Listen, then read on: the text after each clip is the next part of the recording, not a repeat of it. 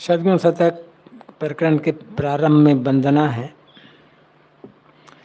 पारख प्रकाशी जो भये गुरुदेव आप कबीर हैं, बंदों चरण तिनके भले जे प्रेम सद्गुण तीर है। प्रेमी की भावी चाल मन जो प्रेम दिल साचा रहे, वही बोध और वही शोध गए तब प्राप्ति हो स्थिति वह।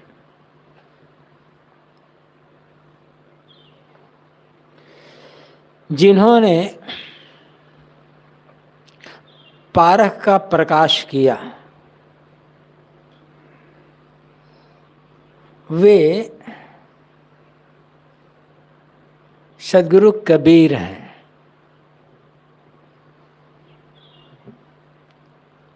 बंदों चरण तिनके भले जे प्रेम सद्गुण धीर है। मैं उन सद्गुरु कबीर के चरणों में वंदना करता हूँ, या सद्गुरु कबीर के समान अन्य जो विवेकी संत हैं उनके चरणों की वंदना करता हूँ, क्योंकि उनसे प्रेम करने का फल है उनके सद्गुण हमारे जीवन में, हमारे हृदय में आ जाए। पारख का प्रकाश, पारख जीव का स्वरूप है। हर जीव पारखी है। हर जीव में पारख परख की शक्ति है, क्षमता है। परंतु मनुष्य जीवन में इस क्षमता शक्ति का विधिवत उद्घाटन होता है, परंतु इसके बाद भी स्वरूप की भूल, विषयासक्ति, परंपरा, शास्त्र प्रमाण, महापुरुषों का मोह, पक्षपात, इन सब के कारण पारक जीव का स्वाभाविक गुण होते हुए भी ये गुण दबा रह जाता है।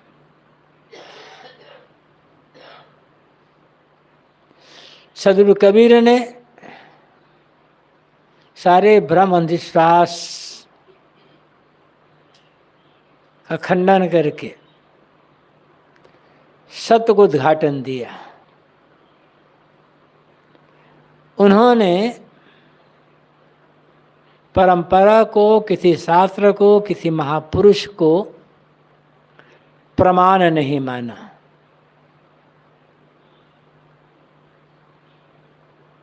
उन्होंने परख को प्रमाण माना।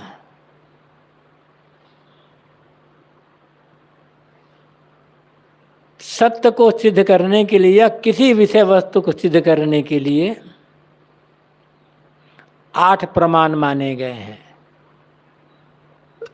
प्रत्यक्ष, अनुमान, शब्द, उपमान, अर्थापत्ति, अनुपलब्धि, संभव और ऐतिह्य।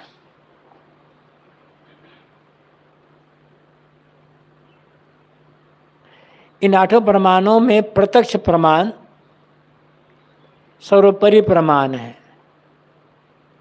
लेकिन प्रत्यक्ष भी परख की कसौटी लगाकर ही मानने लायक है। प्रत्यक्ष प्रमाण परख की कसौटी की आवश्यकता है। कई बार देखने में कुछ और होता है, लेकिन हकीकत कुछ और होती है।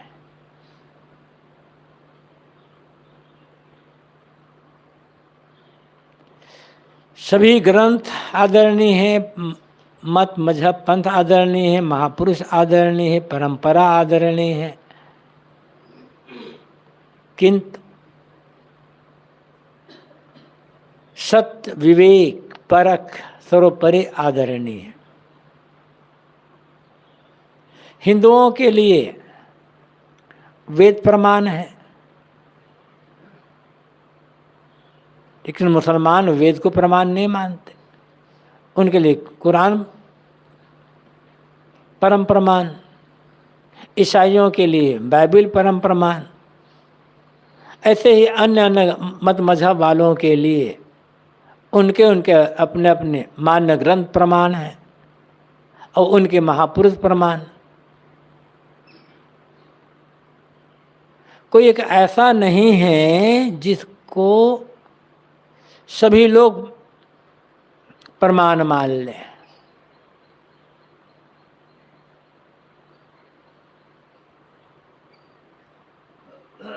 इसलिए सदगुरु कबीर ने सबको आदर दिया, किंतु कहा सब पर विचार करो।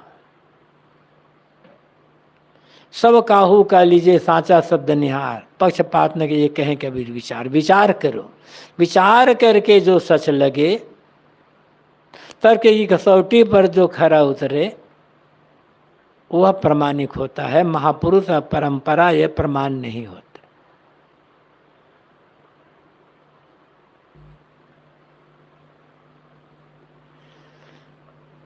सभी धर्म ग्रंथों में कुछ न कुछ सत्य की किरणें हैं। कोई ऐसा धर्म ग्रंथ नहीं है जिसमें सत्य का बिल्कुल ही लोप हो गया हो। लेकिन सत्य होते हुए भी इसमें बहुत कुछ ऐसी बातें कह दी गई है जो बातें सत्य को ढक करके रख दी है। इसलिए लोग उस सत्य को समझ भी नहीं पाते।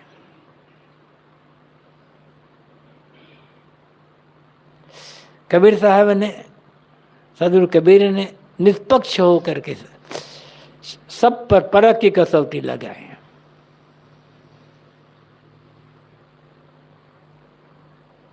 भंडारी साहब जी कहा करते थे, भंडारी साहब श्री विमल साहब जी बिल्कुल अपने देहाती ढंग से कहते थे, ये नाना मत पंथ वाले लोग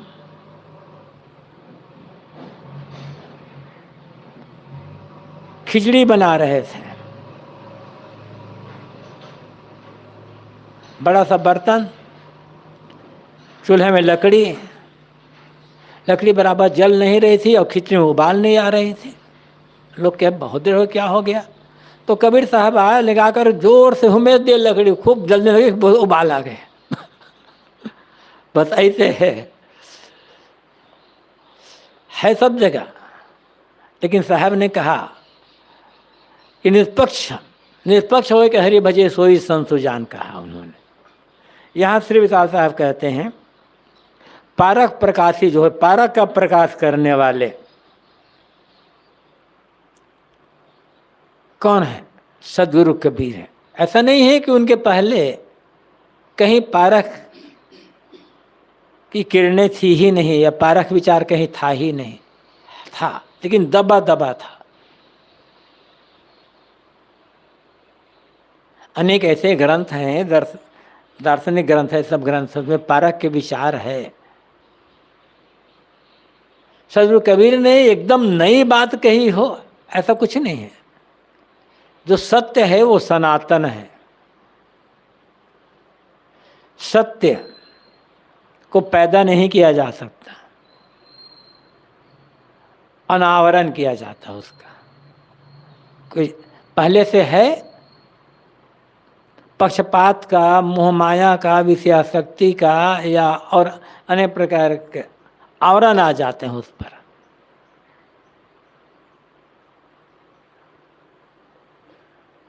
जिसी कारण से लोग सत्य को समझ नहीं पाते, किस्सा कहानी महिमा की बातों में उलझ करके रह जाते हैं। सत्य तो सनातन है, अनादि अनंत है। सत्य को कोई पैदा कैसे करेगा? उसको जो उसमें जो आवरण आ गए होते हैं उसको हटा दिया जाता है, बस। कबीर साहब ने यही किया।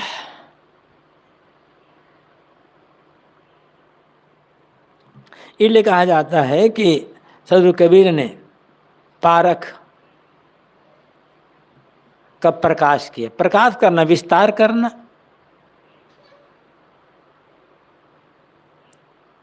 फैलाना, उसको एकदम खोल देना। सूरज स्वाभाविक प्रकाश स्वरूप है, बादल आ जाता है, लगता है सूरज ढक जैसा गया, सूरज ढका नहीं हो, तो बस कहीं लोप नहीं हुआ है, बादल हटेगा सूरज फिर चमक जाएगा। तो साधु कबीर ने पारक का प्रकाश किया, पारक का विस्तार किया। बंदों चरण तिनके भले जय प्रेम सतगुरु, ऐसे पारक का प्रकाश करने वाले, सत्य को उद्घाटन करने वाले, जीव के स्वरूप में जो आवरण आ गया था, स्वरूप ज्ञान जो ढका हुआ था, उस स्वरूप ज्ञान का उद्घाटन करने वाले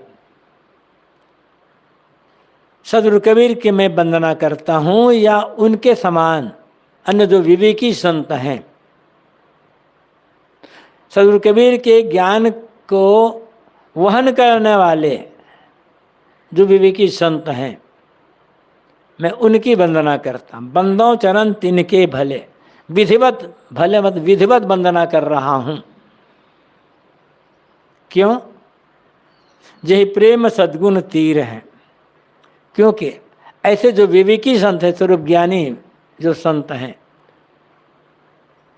उनसे निश्चल प्रेम करने से उनके जीवन के जो सद्गुण हैं, उनके जीवन का जो आदर्श है, वे हमारे जीवन में आने लगते हैं।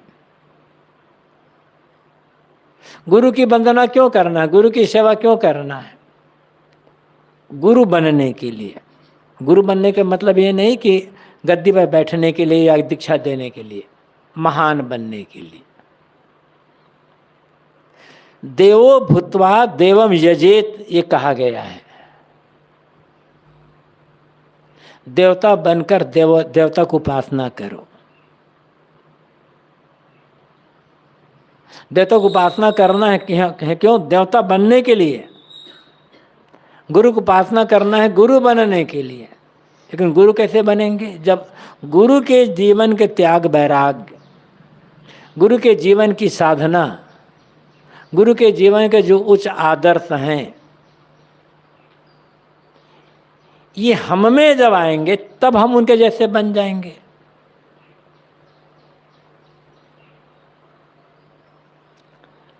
तो श्री विशाल साहब कहते हैं कि मैं वंदना इसलिए कर रहा हूं कि उनसे प्रेम करने से उनके जीवन के सद्गुण सचार जो आदर्श हैं वो हमारे जीवन में आ जाए और हमारा कल्याण। प्रेमी की भावे चाल मन, जो प्रेम दिल साचार है। यदि अपने मन में प्रिय के लिए सच्चा प्रेम है तो उसके हर आचरण अपने को अच्छा लगता है। उनके ज्ञान दृष्टि, उनकी साधना, उनका त्याग वैराग, सब कुछ अपने में आने लगते हैं। यहाँ प्रेमी कहा गया। प्रेमी का अर्थ होता है प्रेम करने वाला, लेकिन यहाँ प्रेमी का अर्थ है प्रिय, जिसको प्रेम किया जाता है, श्रद्धेय, पूज्य। यदि ज्ञान वैराग्य संपन्न संत गुरुजन हमारे लिए श्रद्धेय हैं, पूज्य हैं, तो उनसे प्रेम करने का यदि सच्चा प्रेम है तो सच्चा प्रेम है तब होगा क्या? भावे चाल मन, उनका आचरण, उनका त्याग, उनका उपदेश अपने को प्रिय लगते हैं। और प्रिय लगने का अर्थ क्या है? अपने जीवन में आना। कोई चीज हमें प्रिय लगे, किसी व्यक्ति के लिए हमारे मन में प्रेम हो और उसका आचरण हमें अच्छा नहीं लगता है, तो प्रेम कहाँ है फिर? किससे प्रेम कर रहे हैं? जैसे कुछ लोग कहते हैं हम अमुक को मानते हैं, किंतु उनके उपदेश को नहीं मानते हैं। तो किसको मानते हो? उसके हाड़ को चाम मांस को मानते हो कि किसको मानते हो? अब वो तो है नहीं। हम कबीर साहब को मानते हैं, लेकिन कबीर साहब को उपदेश नहीं मानते। तो कबीर साहब का शरीर तो है नहीं आज, तो कैसे कहा जाए कि कबीर को मानते हो? हम बुद्ध को मानते हैं, महावीर को मानते हैं, नानक को मानते हैं, लेकिन उनके उपदेशों को नहीं मानेंगे, नहीं मानते। तो किसको मान रहे हो फिर? किसी को मानने का अर्थ होता है उनके उपदेशों को मानना, उनकी आज्ञाओं को मानना, उनकी जो शिक्षाएं हैं उनकी शिक्षाओं को मानना, वैसा जीवन जीना, वो मानना होता है। मूर्ति बना लिए या चित्र बना लिए, पूजा करना वो मानना नहीं है, दिखावा है। और यही हो रहा है आज, हर मत मजहब में यही हो रहा है। किसी चित्र बना लिए या मंदिर बना लिए, मूर्ति बना लिए और बस उसकी पूजा कर रहे हैं, लेकिन उनके उपदेशों को, उनके आचरणों को, उन्हें जो निर्देश दिया है उससे कोई मतलब ही नहीं रह गया है। फिर विशाल साहब कहते हैं कि यदि प्रिय के लिए अपने मन में सच्चा प्रेम है तो भाई चाल मन, उसकी चाल, प्रेम दिल साचा रह गया। यदि प्रेम दिल में सच्चा प्रेम है तो उसके आचरण प्रिय लगेंगे, उपदेश प्रिय लगेंगे। और उपदेश प्रिय नहीं है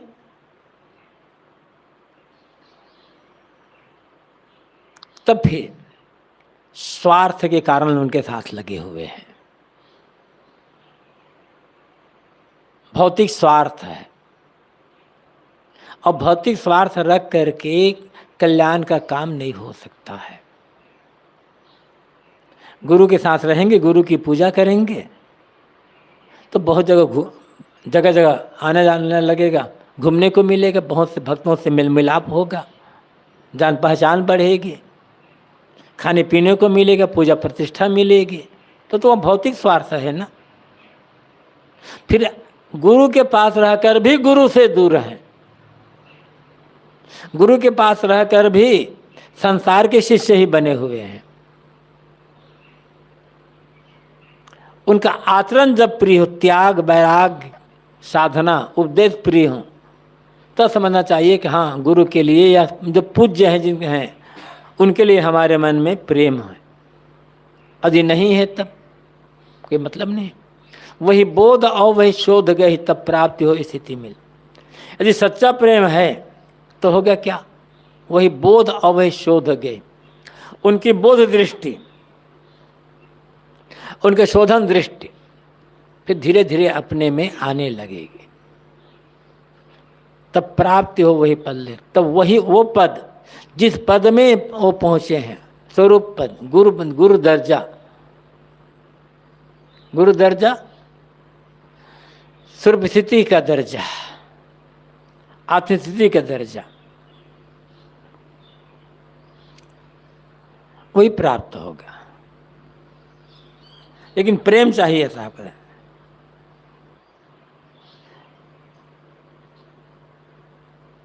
कोई भी साधक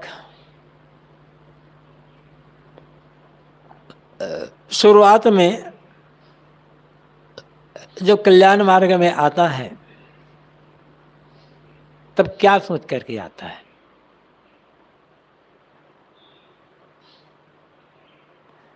गुरु के पास, किसी गुरु के पास कोई साधक गया तो क्या क्या देख कर गया? गुरु के शरीर को देख करके गया या गुरु के मठ को देख कर गया? किस बात से प्रभावित हुआ? कि गुरु के ज्ञान, त्याग और वैराग्य से प्रभावित होकर गुरु के पास गया। गुरु के शरीर को देखकर या गुरु के मठ मंदिर को देखकर तो कोई जाता नहीं है। जाता है गुरु के त्याग, वैराग्य, उनका ज्ञान, इनसे प्रभावित होकर के। और गए वहां पर, कुछ दिन रहे, धीरे धीरे भौतिक स्वार्थ बढ़ा, खाने पीने पूजा परिसर का स्वार्थ बढ़ा। अब गुरु का त्याग वैराग कड़वा लगता है, तब प्रेम कहाँ है गुरु के लिए? फिर गुरु से जुड़ने का, गुरु के पास रहने का अर्थ क्या होता है? श्री विशाल साहब कहते हैं, मैं वंदना क्यों कर रहा हूं गुरु की? इसलिए वंदना कर रहा हूं कि उनके प्रति मेरे मन में प्रेम बढ़े, और जब प्रेम बढ़ेगा तो वही बोध और वही शोध रहे। उनमें जो बोध दृष्टि है और शोधन की दृष्टि है उसे मैं ग्रहण कर सकूं, तब प्राप्त हो वही पद में, तब वह पद प्राप्त होगा। जिस स्वरूप भाव में गुरु स्थित हैं वह भाव मुझे प्राप्त हो सके। उचित लिए है ना, कल्याण का अर्थ ही क्या होता है? स्वरूप लीनता। आज वह पद नहीं मिला तब तो कोई मतलब ही नहीं हुआ गुरु के पास जाने का, फिर तो खाली खाली रह गए। आप ही ने नाशि भ्रम मार्ग चलाया ज्ञान का, बीजक बनाया ग्रंथ जो सोई भया परमान का। कबीर ऐसा नाम जे सोई जनाया जान का, अज्ञान को जो हान कर वही बंद मम मन मान का। आप, यहाँ सदगुरु कबीर के लिए कहा जा रहा, आप सदगुरु कबीर साहब ने नाश भ्रम, सारे भ्रमों को नाश करके मार्ग चलाया ज्ञान का, यथार्थ स्वरूप ज्ञान का मार्ग चलाया। बीजक बनाया ग्रंथ जो सोई भया परमान का, और आपने उस ज्ञान के कोष के रूप में बीजक बनाया जो विवेकी पारखी जो हैं उनके लिए प्रमाणिक ग्रंथ हुआ। अब बीजक आपके वचनों का प्रमाणिक ग्रंथ है। कबीर ऐसा नाम जय सोई बनाया जान का, जिसका नाम कबीर है। यहाँ कबीर से है काया बीर कबीर है। यहाँ जो इसमें जो कबीर शब्द आया है तीसरी पंक्ति में, वो कबीर साहब के लिए नहीं है। कबीर ऐसा नाम ये ही कहा गया जिसका नाम कबीर है, काया वीर, जो स्वरूप जीव सोई जनाया जान के बताया कि वो जीव ही तुम्हारा वास्तविक स्वरूप है, तुम जीव हो। आपने स्वरूप का यथार्थ ज्ञान दिया। अज्ञान को जो हान कर वही बंद मम मन मान का, जो अज्ञान को जड़मूल से नाश कर दे वही बंद मम मन मान का, वही बंद, वही मेरे लिए बंदनी है। और मम मान का, मेरे मन के लिए माननीय है, श्रद्धेय है। आप ही ने नाशि भ्रम मार्ग चलाया ज्ञान का। संसार में तो नाना मत पंथ है, कोई ऐसा मत पंथ नहीं है जहां उनके मूल पुरुष के पश्चात तमाम उनके जीवन में महिमा न जोड़ दी गई हो। सदगुरु कबीर के जीवन पर ही तमाम महिमा जोड़ दी गई है। हर मत के श्रद्धालु बहुत खतरनाक होते हैं।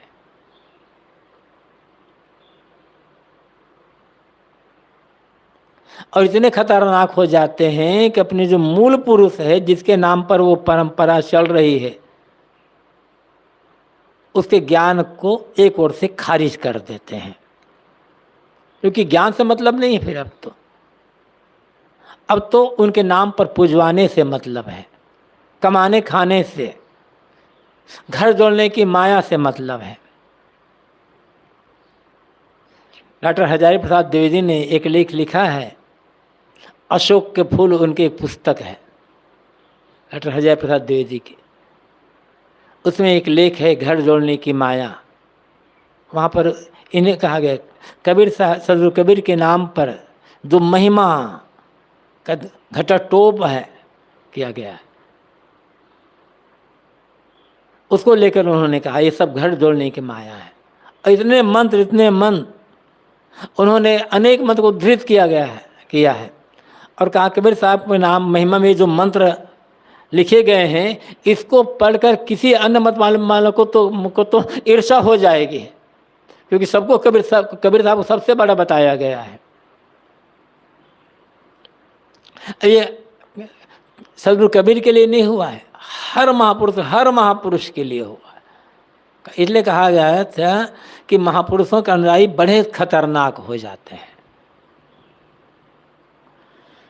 तो संसार में अनेक मत पंथ हैं और सभी मत पंथ के अनुयायियों ने अनेक महिमा का जाल तैयार कर रखा है। भ्रांति, कल्पना, अंधविश्वास, चमत्कार, पाप काटने के लिए कितने कितने सस्ते सस्ते उपाय, उसमें पढ़ करके उलझ जाने के अलावा कुछ नहीं। और अभी दुनिया उलझी हुई उसी में। लेकिन सदगुरु कबीर ने उस सबको खुल करके विरोध किया। महिमा चाहे जिनके नाम पर लिखी गई हो, अंधविश्वास, भ्रम, कल्पना जिनके नाम पर फैलाया गया, सबका खुल करके, जिन्हें लोगों ने भगवान माना, दुनिया भर का कर्ता धर्ता कहा, उनका नाम ले लेकर के खंडन कर दिया। जिन लोग मानते हैं इनकी पूजा करने से कल्याण हो जाएगा, उनके लिए कह दे माया केरी बसे ब्रह्मा विष्णु महेश, और अनेक लोगों को कह दिया, किसी को छोड़ा नहीं उन्होंने। तो साहब ने सारे अंधविश्वास का खूब डट कर खंडन किया। अब फिर शुद्ध पारक ज्ञान का मार्ग चलाया। उन्होंने कहीं आंख मूंद कर मानने की राय नहीं दी है। श्रद्धा चाहिए, बिना श्रद्धा के जीवन में मन में स्थिरता नहीं आएगी। लेकिन श्रद्धा जब बढ़ते बढ़ते अति हो जाती है तब फिर अंधश्रद्धा कह दिया जाता है, जहां कोई विचार ही नहीं किया जाता है। तो श्रद्धा तो चाहिए। श्रद्धा के बिना कहीं टिकाव नहीं होगा, स्थिरता नहीं आएगी। लेकिन केवल श्रद्धा के बल पर सच्चा ज्ञान प्राप्त नहीं होगा। इसलिए तर्क चाहिए, विवेक, कसौटी। श्रद्धा और तर्क दोनों का आवश्यकता है। श्रद्धा हमें भटकने नहीं देगी और तर्क हमें अंधविश्वासी बनने नहीं देगा।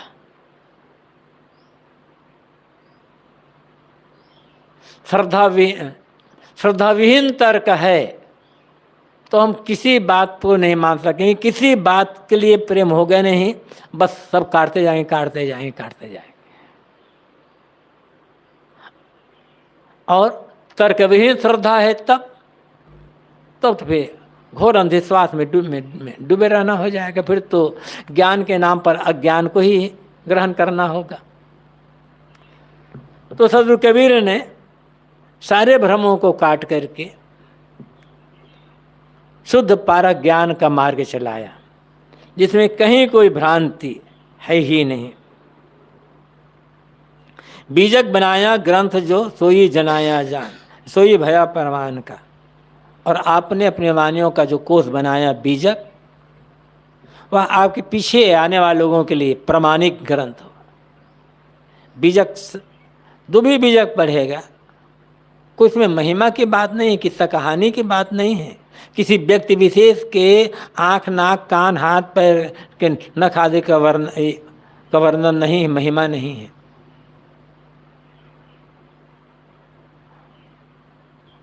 तर्क है, श्रद्धा है, प्राप्त विचारों की समझ की समीक्षा है और सत्य का उद्घाटन है।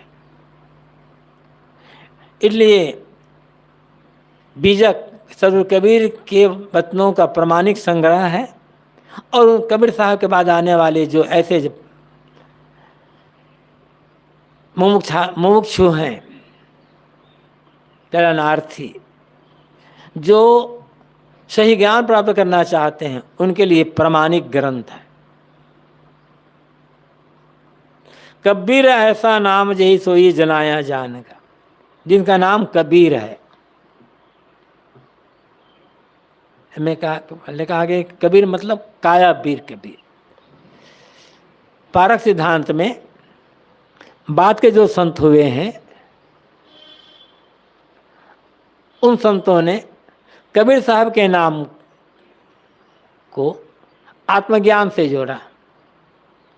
अब वो कबीर तो मिलेंगे नहीं हमको जो काशी में हुए हैं, वे सदगुरु कबीर तो आज मिलने वाले नहीं हैं। उनका शरीर ही 500 साल से ज़्यादा हो गया से शांत हुए, तो अब वो कैसे मिल सकते हैं। और कबीर साहब में हमारी स्थिति होगी नहीं। कबीर साहब हमारे लिए परम इष्ट हैं, परम श्रद्धे, उनसे बड़ा तो कोई नहीं हो श्रद्धे है। तो न तो उनसे हमारी मुलाकात हो सकती है और न ही हमारी स्थिति उनमें हो सकती है। तो कबीर को हम पाएं कैसे? तो जिन्होंने अपने को पा लिया मानो उन्होंने कबीर साहब को पा लिया। इसलिए पारकी संतों ने कहा काया बीर कबीर का, और बीर अलग कर दे, काया शरीर। इस शरीर में जो श्रेष्ठ चेतन जीव है वही मानो कबीर है। तो जिनका नाम कबीर है सोई जना जाए, उसको जना, मतलब जीव के वास्तविक स्वरूप का ज्ञान सदगुरु कबीर ने दिया। बताया कि तुम्हारे ऊपर कोई देव गोसैया नहीं है, तुम्हें सुख दुख देने वाला कोई नहीं, तुम किसी के अंश नहीं हो, अंशी भी नहीं हो, कारण कार्य नहीं हो, व्यापक नहीं हो। तुम्हें कहीं अलग से ईश्वर खुदा ब्रह्म परमात्मा पाने की आवश्यकता नहीं है। तुम बाहर, तुम्हारी कहीं कोई मंजिल नहीं है, तुम्हारा कोई बाहर लक्ष्य नहीं है, कोई प्राप्तव्य नहीं है। बड़े बड़े नामों से जो कुछ कहा गया है वो सब की चरितार्थता आत्मस्थिति स्वरूप स्थिति में ही होना है। ऐसा सदगुरु कबीर ने ज्ञान दिया और सारे भटकाव को दूर मिटा दिया। स्वरूप का ज्ञान न होने कारण, आत्मज्ञान न होने के कारण बड़े बड़े त्यागी बैरागी विद्वान भी भटक रहे हैं, अनेक रो रहे हैं, गा रहे हैं, पुकार रहे हैं, चिल्ला रहे हैं, आंसू बहा रहे हैं, जमीन पर लौट रहे हैं। जबकि वो ऐसे लोग खुद ही कहते हैं परमात्मा को कहाँ पुकारना, कहाँ खोजना, वो तो हृदय में ही बसा हुआ है। हृदय में बसा हुआ है कहने के बाद भी उनके मन में भ्रम है कि ईश्वर कहीं लोक लोकांतर से आकाश से उतरेगा और हमें दर्शन देगा और हमें अपने धाम में ले जाएगा।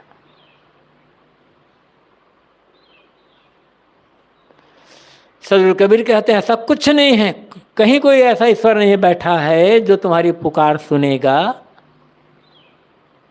और सुनकर आकर बाहर से तुम्हें दर्शन देगा। दर्शन तो रूप विषय का होता है। इंद्रियों से जो कुछ आएगा सब पकड़ने में सब विषय ही होगा। वो परमात्मा कैसे होगा, वो तुम्हारा लक्ष्य कैसे हो सकता है। सदगुरु कबीर ने इसका ज्ञान कराया, बताया। अज्ञान को जो हान कर वही बंदे मम मान का, और जो सच्चा पारा ज्ञान दे करके अज्ञान को नष्ट कर देता है वही बंद मम मन मान का, वही मेरे लिए बंदनी है और मम मान का मेरे लिए माननी है। बंदी, बंदी का अर्थ होता है बंधा हुआ, कैद, लेकिन यहाँ बंदी का अर्थ है बंदनी। फिर साथ आप कहते हैं मेरे लिए बंदनी कौन है, या किसी साधक के लिए बंदनी कौन। ऐसे जो स्वरूप ज्ञानी संत हैं, आत्मज्ञानी, आत्मस्थित वैराग्य प्रिय संत वही बंदनीय हैं, क्योंकि उनकी वंदना से, उनके शरण में रहने से, उनके ज्ञान से ही स्वरूप का ज्ञान हो सकता है। आदरणीय तो सभी हैं, सभी जो संत गुरुजन आदरणीय पूज्य हैं, लेकिन उनमें भी जैसे सदगुरु कबीर ने कहा, साधु साधु सब ही बड़े अपनी अपनी ठौर, सद विवेकी पारखी माथे के मोर।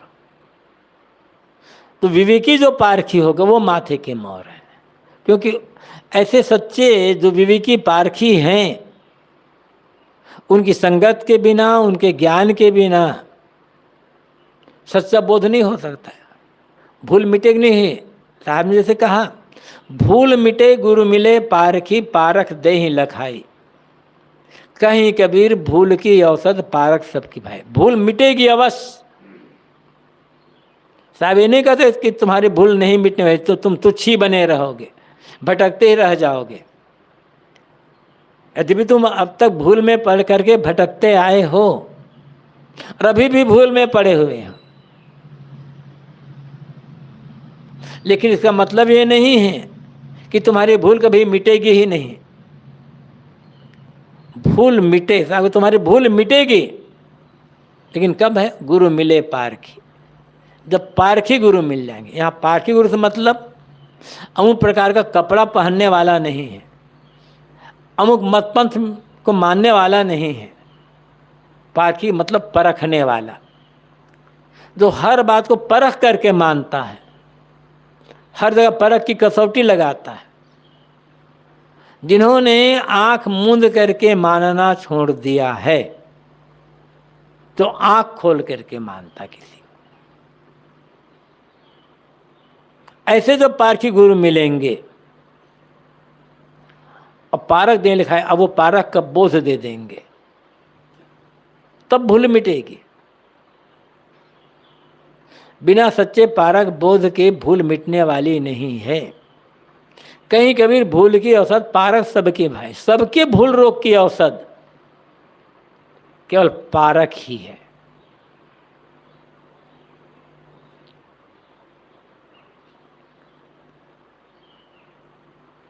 बिना पारक के ये भूल मिटेगी नहीं। कोई रामबाण दबा है तो पारक विवेक, स्वरूप विवेक। ऐसे जो हैं बोध देने वाले हैं, वही बंदनीय है और वही माननीय है। श्री साहब कहते हैं, अज्ञान को जो हान कर वही बंदिमम मान का। जो सारे ज्ञान का विनाश करने वाले हैं, उन वे सदगुरु कबीर ही मेरे लिए बंदनीय है, माननीय है। और ऐसा ज्ञान देने वाले, और सदगुरु कबीर के ज्ञान को देने वाले जो संत गुरुजन हैं वर्तमान में, वे बंदनीय और माननीय हैं।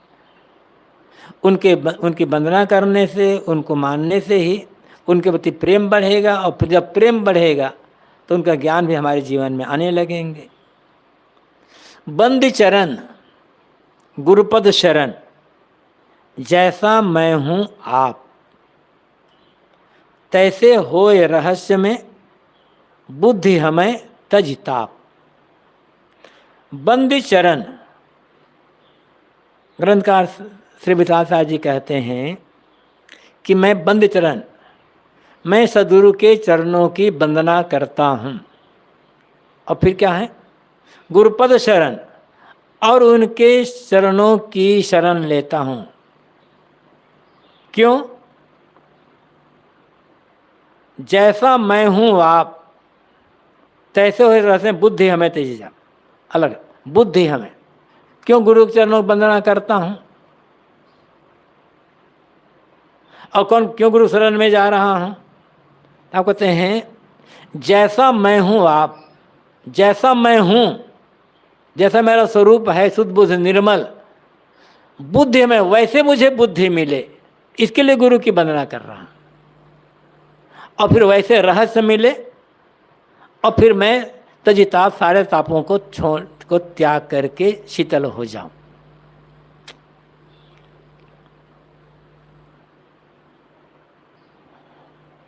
हर आदमी का अपना एक लक्ष्य होता है, उद्देश्य। और जो हमारा उद्देश्य है वहाँ तक पहुँचने के लिए, उद्देश्य की प्राप्ति के लिए एक मार्गदर्शक की आवश्यकता होती है, पथ प्रदर्शक। कल्याणार्थी के लिए हमारे लिए मार्गदर्शक कौन है? विवेक वैराग्यवान सद्गुरु, स्वरूप ज्ञानी भी हो और वैसी रहनी भी हो, दोनों चाहिए। केवल कोरा स्वरूप ज्ञान काम नहीं आएगा,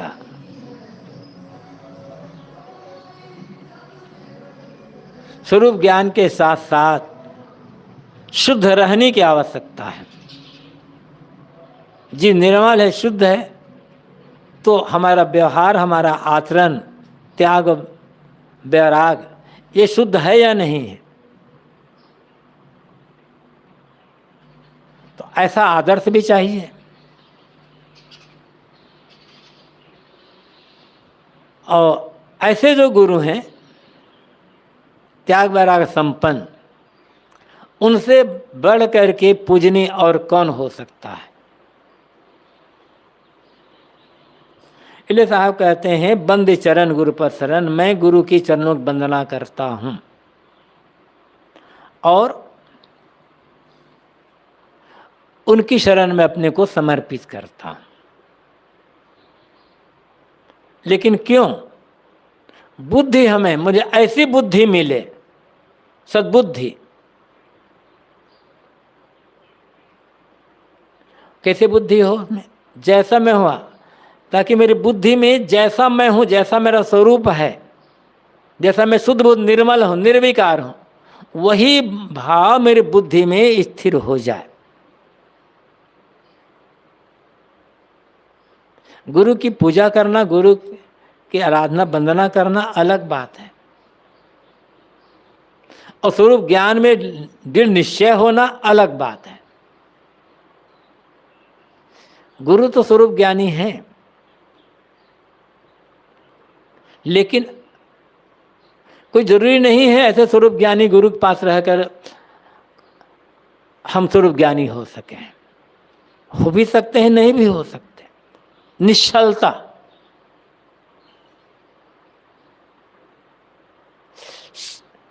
निष्कपटता, बिल्कुल कोई भौतिक स्वार्थ ना हो,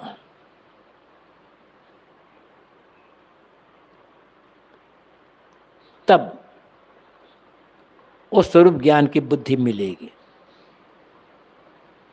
बुद्धि में पर्दा पड़ जाता, देह का आवरण भी है, विषय शक्ति है, देह का आवरण बुद्धि पर आ जाता है, विषय शक्ति का आवरण बुद्धि पर आ जाता है।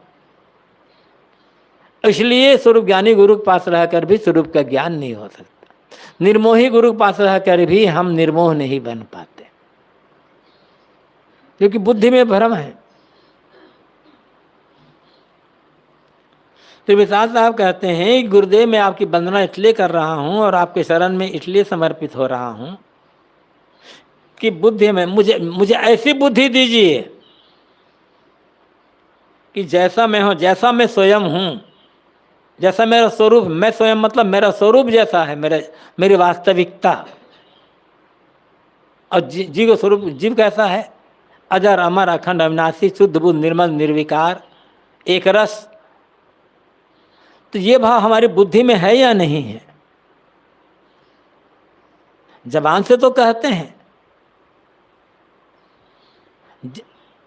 जीव चेतन आत्मा अजर अमर अविनाशी है, शुद्ध बुद्ध निर्मल निर्विकार है, एक रस है। और थोड़ी थोड़ी बातों लेकर, थोड़ी थोड़ी चीज़ों को लेकर हमारा मन विचलित होता रहता है, चंचल होता रहता है। एक रस स्वरूप की बुद्धि होनी चाहिए, स्वरूप दृष्टि होनी चाहिए, दृढ़ निश्चय।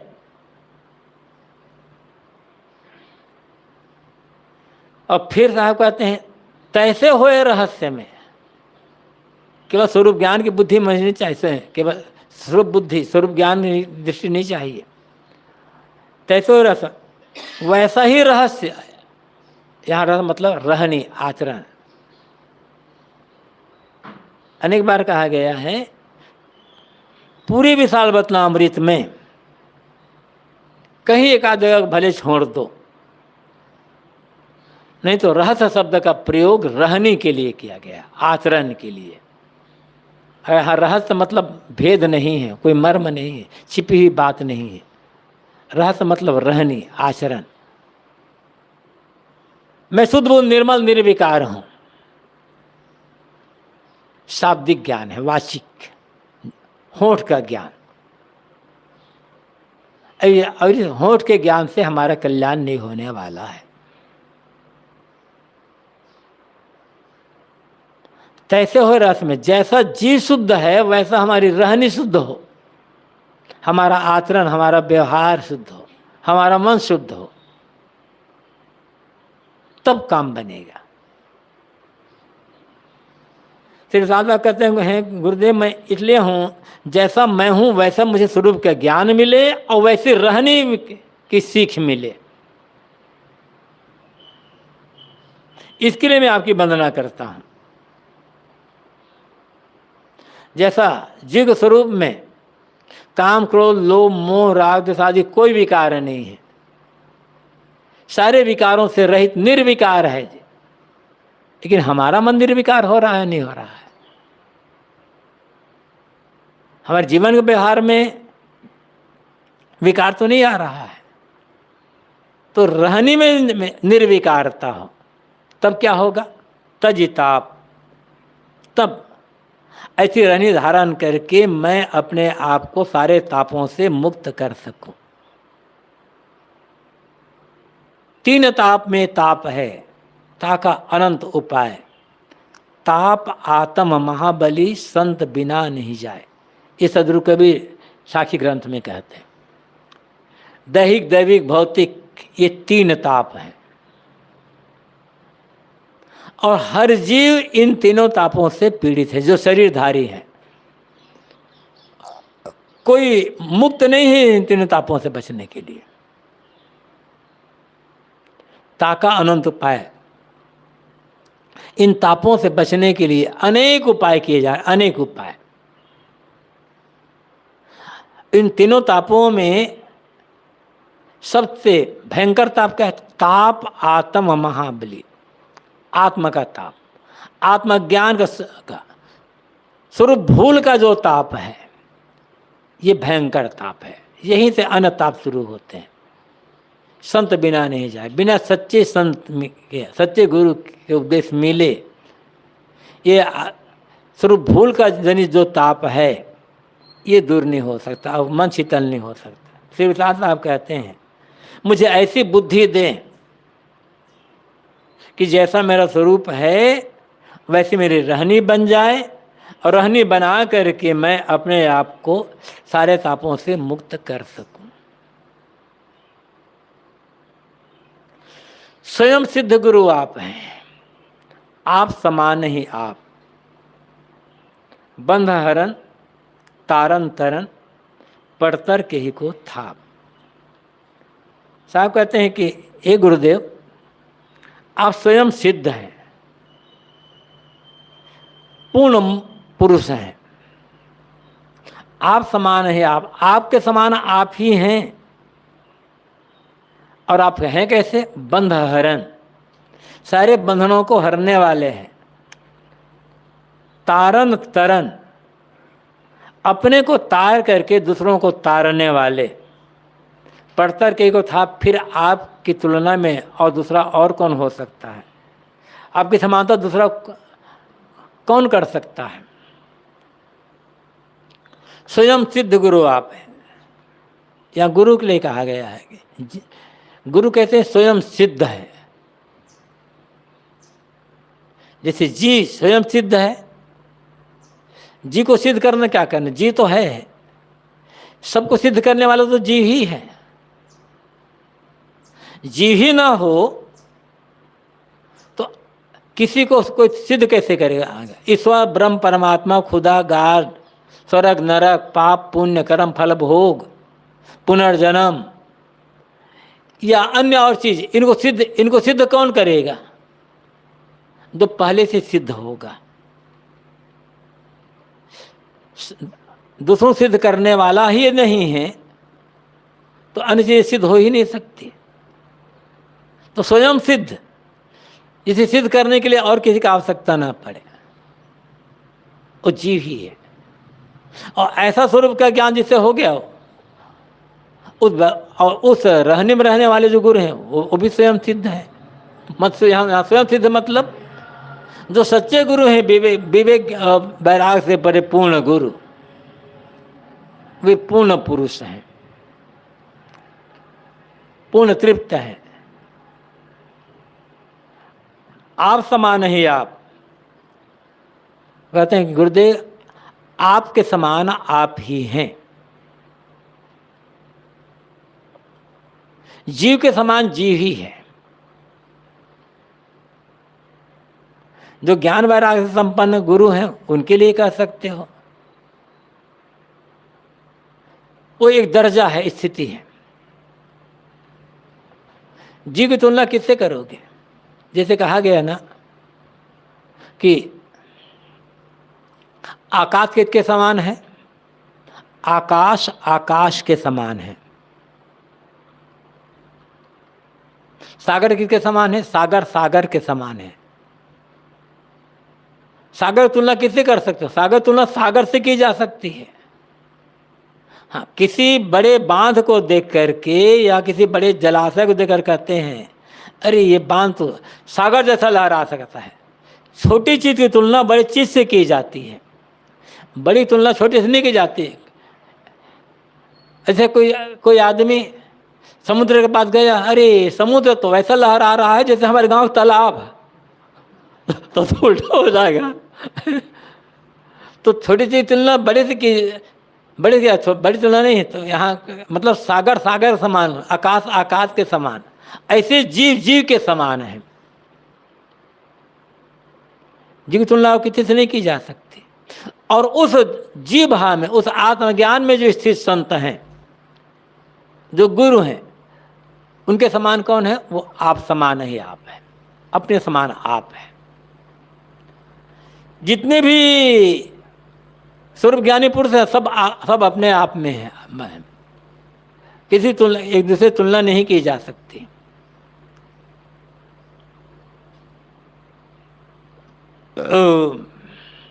बंध हरन तारन तरन,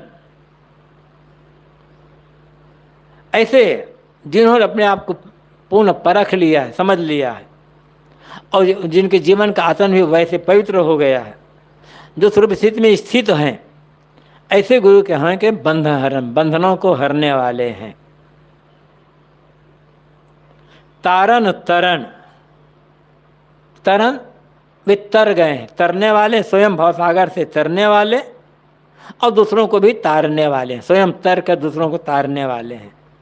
इसलिए कहते हैं परतर के गो था, फिर ऐसे गुरु की समानता और किससे की जा सकती है? बस वो अपने आप के समान हैं। श्री साहब कहते हैं गुरुदेव में इसीलिए आपकी वंदना कर रहा हूँ, जैसे आप आपके समान हैं वैसे मैं अपने समान हो जाऊँ। आपकी वंदना करके, आपकी सेवा करके, आपके शरण में रह करके मैं भी अपने आप को आपके समान बना सकूं, मतलब मैं भी आपके समान कृतार्थ हो सकूं। बस ये करते हैं।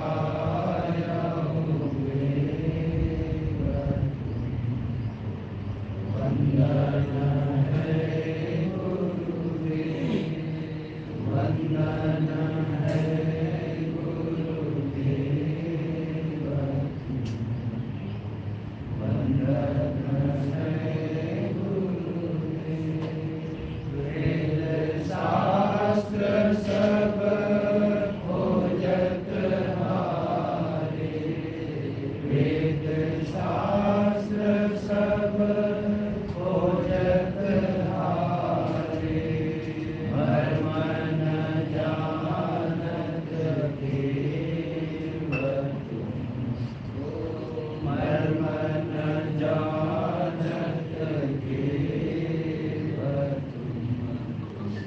वंदन है गुरुदेव, वंदन है गुरुदेव, वंदन है गुरुदेव।